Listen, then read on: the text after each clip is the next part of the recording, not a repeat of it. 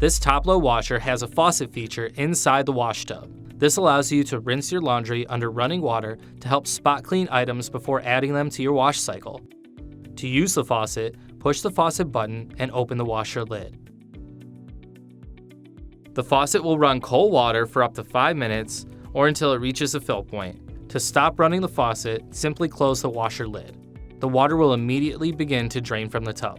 This washer also has a pre-soak option, which will pre-soak your laundry for 30 minutes before your wash cycle starts.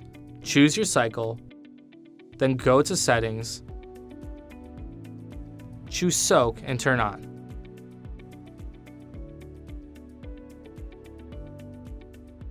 The wash time in the display will include your pre-soak time and wash time.